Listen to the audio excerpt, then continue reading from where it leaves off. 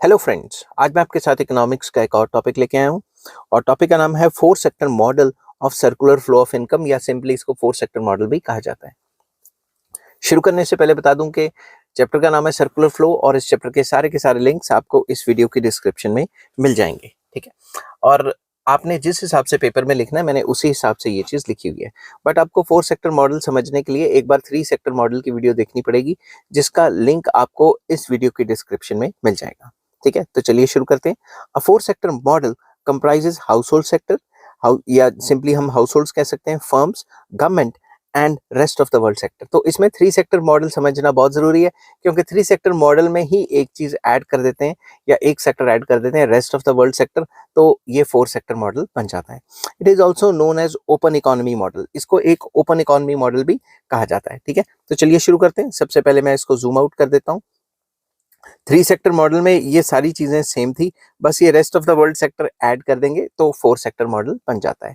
तो सबसे पहले मैं आपको एक्सप्लेन करता हूँ कि गवर्नमेंट, यहाँ पे सबसे ऊपर गवर्नमेंट दिया हुआ है, लेफ्ट साइड पे मैंने हाउस होल्ड सेक्टर और राइट साइड पे मैंने प्रोड्यूसर सेक्टर दिया हुआ है, और बीच में मैंने वही फाइनेंशियल मार्केट या कैपिटल मार्केट, और सबसे नीचे मैंने rest of the world sector रखा हुआ है। मैं आपको इसको एक्सप्लेन कर देता हूँ हल्का सा। देखो, हाउस होल्ड सेक्टर सरकार को टैक्स देता है, ठीक है, और प्रोड्यूसर सेक्टर भी सरकार को टैक्स देता है। ठीक है, और जब भी गवर्नमेंट जो है फैक्टर सर्विसेज को परचेज करती है, तो सरकार को जो हाउस होल्ड सेक्टर से जो फैक्टर सर्विसेज परचेज की हैं, उसके बदले हाउस होल्ड सेक्टर को फैक्टर इनकम्स देनी पड़ती हैं। जैसे गवर्नमेंट एम्प्लॉइज की तनख्वाहें जाएंगी, ठीक है, और ट्रांसफर पेमेंट्स देनी पड़ती हैं। ट्रांसफर पेमेंट्स होती हैं यूनिलेटरल पेमेंट्स, जो वन साइडेड पेमेंट होती है वेलफेयर के लिए हाउस होल्ड सेक्टर की, जैसे कि स्कॉलरशिप हो गया, अनएम्प्लॉयमेंट अलाउंस होगी, ठीक है, मैटरनिटी लीव्स या इस टाइप की चीजें होगी। ठीक है, दूसरा, प्रोड्यूसर सेक्टर को एनकरेज करने के लिए सरकार क्या देती है, सब्सिडीज देती है, ताकि वो फलां फलां जगह पे जाके फैक्ट्रीज वगैरह खोलें।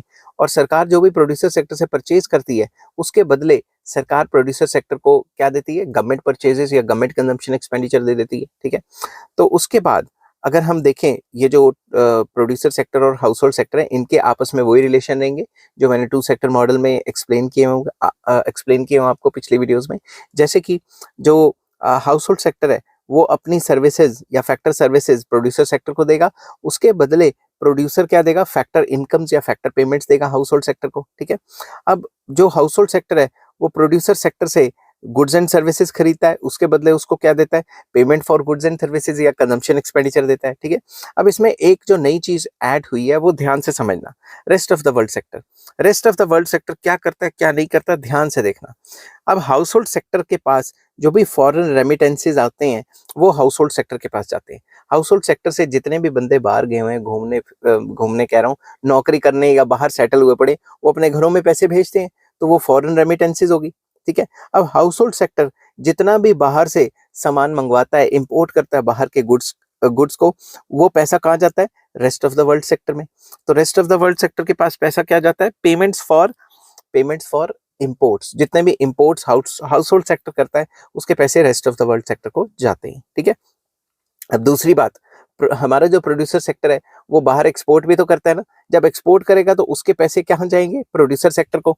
तो मैंने लिखा है रिसीट्स फ्रॉम एक्सपोर्ट्स जो है वो प्रोड्यूसर सेक्टर को जाती है, और जो भी प्रोड्यूसर सेक्टर बाहर से इंपोर्ट करता है बड़ी बड़ी मशीनें वगैरह, तो वो सारी पेमेंट्स बाहर चली जाती हैं। तो पेमेंट्स फॉर इंपोर्ट्स जो है वो सारी की सारी rest of the world sector पे जाती हैं। अगर ये rest of the world sector की ये जो चार चीजें हैं, दो इधर वाली दो इधर वाली, ये ऐड कर दें थ्री सेक्टर मॉडल में, तो फोर सेक्टर मॉडल बन जाता है। इसीलिए मैंने आपको कहा है कि थ्री सेक्टर मॉडल देखना बहुत जरूरी है। अगर आप थ्री सेक्टर मॉडल देखेंगे तभी आपको फोर सेक्टर मॉडल अच्छे से समझ आएगा। ठीक है, तो चलिए शुरू करते हैं इसकी explanation. Circular flow of income in an open economy can be explain with the help of above diagram. तो मैंने अबव डायग्राम तो आपको एक्सप्लेन कर दिया, अब इसको पेपर में कैसे लिखना है। सबसे पहले थ्री सेक्टर मॉडल जो मैंने ऊपर करवाया उसकी एक्सप्लेनेशन लिखनी है आपने। ऊपर करवाया मतलब पिछली वीडियो में कराया, बस इसमें जो एड ऑन होगा वो चीज आपको देखनी है। ठीक है, क्योंकि बाकी सारा तो आप जो है टू सेक्टर और थ्री सेक्टर वाले मॉडल का ही कॉपी कर सकते हो। ठीक है, मैंने इसलिए नहीं लिखा कि बार बार मैं कॉपी करूंगा और वीडियो की लेंथ बढ़ जाएगी, तो वो ऐसे ही फालतू का मटेरियल बढ़ता रहेगा। ठीक है, तो अब जो सिर्फ जो क्या कहते हैं, जो एक्सटर्नल सेक्टर है या rest of the world sector है, उसकी बात मैंने लिखी है। Interaction between the domestic economy and the rest of the world takes place through flow of goods and services, that is international trade, and flow of factor services. तो basically world economy में और हमारी economy में जो interaction हो रहा होता है उसकी जो one of the major form है वो ये है कि flow of goods and services हो रहा होता है, ठीक है। जो गुड्स एंड सर्विसेज है उनका लेन देन चल रहा होता है और जो फैक्टर सर्विसेज है उनका भी लेन देन चल रहा होता है, ठीक है। अब the household sector buys goods imported from abroad and makes payment to the foreign sector. बाहर से जो हाउस होल्ड सेक्टर है, अगर वो चाहे बाहर से कोई सामान मंगाना तो वो बाहर से मंगवाते हैं, जिसके बदले वो जो है पेमेंट्स बाहर करते हैं, ठीक है। On the other hand the household sector receives foreign remittances in foreign exchange by selling some of the factor services abroad. तो हाउस होल्ड सेक्टर से जो बंदे निकल के जाते हैं, बाहर काम करने जाते हैं फॉरेन कंट्रीज में, वो भी तो अपने घरों में हाउस होल्ड सेक्टर में पैसा भेजते हैं, जिसको फॉरेन रेमिटेंसेज कहा गया है। For example, some of the Indian people may be working abroad and they may remit income to their families in India. अपने फैमिलीज को पैसा भेजेंगे अगर कोई बाहर बंदा जा रहा है नौकरी के लिए। Thus there is outflow of expenditure from households to the foreign sector to pay for the imported goods and inflow of income for the services rendered by them in foreign countries। तो अगर कोई house hold sector से foreign में जाता है, rest of the world sector में जाता है अपनी फैक्टर सर्विसेज देने, तो उसके बदले उसको पैसा मिलेगा। जो पैसा मिलेगा वो अपने घरों को भेजेंगे, हाउस होल्ड सेक्टर को भेजेंगे। और अगर हाउस होल्ड सेक्टर बाहर से कोई चीज इंपोर्ट करवाता है तो उसे बाहर पेमेंट देनी पड़ेगी, ठीक है। The business sector exports goods and services like shipping, insurance, banking, etc. to foreign countries and receives payments in the form of receipts from exports। तो जो भी हमारा बिजनेस सेक्टर या प्रोड्यूसर सेक्टर है वो क्या करता है, वो जितनी भी जो गुड्स एंड सर्विसेज है वो बाहर प्रोवाइड कराता है फॉरेन सेक्टर को या rest of the world sector को प्रोवाइड कराता है। उसके बदले जो उसको पैसा मिलता है उसको हमने रिसीट्स फ्रॉम एक्सपोर्ट्स कहा गया है, ठीक है। This is inflow of expenditure into the economy. तो जो भी फॉरेन सेक्टर है जो खर्चा कर रहा है वो हमारी इकोनॉमी में इनफ्लो आ रहा है, पैसा आ रहा है। On the other hand the business sector makes payments to the foreign sector for import of goods and services. अब हमारे प्रोड्यूसर्स को अगर ये सर्विसेज यूज करनी है और उनके पास नहीं है तो उनको ये सर्विसेज इंपोर्ट करनी पड़ती है, उसके बदले पैसा आउटफ्लो हो जाता है, ठीक है। This is the outflow of expenditure from the economy. इससे पैसा इकोनॉमी से निकल जाता है। Like the business sector, modern governments also export and import goods. तो जो मॉडर्न गवर्नमेंट्स हैं, जो आजकल की सरकारें हैं, वो भी तो एक्सपोर्ट इंपोर्ट करती हैं गुड्स का फॉरेन कंट्री से। However, for the sake of simple analysis we have not illustrated this real flow in the above diagram. तो अगर इस अबव डायग्राम में हम गवर्नमेंट के साथ भी इसका रिलेशन कर देंगे तो ये बहुत ज्यादा खचमच बन जाएगा, ठीक है। इसीलिए हमने अपने मॉडल को सिंपल रखने की कोशिश की है। Similarly there is inflow and outflow of capital services between the government and rest of the world। Government भी तो अपनी सर्विसेज बाहर बेच सकती है, समझ की बात। गवर्नमेंट अपनी सर्विसेज बाहर बेचेगी जाके तो उसको पैसा आएगा, और गवर्नमेंट अगर बाहर से खरीदेगी तो उसको पैसा देना पड़ेगा। Which are not shown in the above diagram for simplified analysis. अगर वो सारी चीजें यहाँ डाल देंगे तो एनालिसिस इतने ज्यादा कॉम्प्लेक्स हो जाएंगे कि आम बच्चा, आम स्टूडेंट इस मॉडल को समझ ही नहीं पाएगा, ठीक है। इंपोर्ट्स, जिसको कैपिटल एम कहते हैं इकोनॉमिक्स में, कॉन्स्टिट्यूट लीकेज, वाइल एक्सपोर्ट्स, जिसको कैपिटल एक्स कहते हैं इकोनॉमिक्स में, constitute injections into the circular flow of income. अगर हम बाहर से कोई सामान मंगाते हैं, इंपोर्ट करते हैं गुड को या सर्विस को, तो पैसा तो बाहर चला जाता है। तो फोर्थ सेक्टर मॉडल में जो इंपोर्ट्स वगैरह होते हैं उनको लीकेजेस माना जाता है। और अगर हम कोई एक्सपोर्ट कर रहे हैं, बाहर जाके अपना सामान बेच रहे हैं rest of the world sector में, तो बाहर से पैसा आ रहा है तो उसको इंजेक्शंस माना जाता है, ठीक है। Inflow and outflow of income affect the level of circular flow of income of an economy.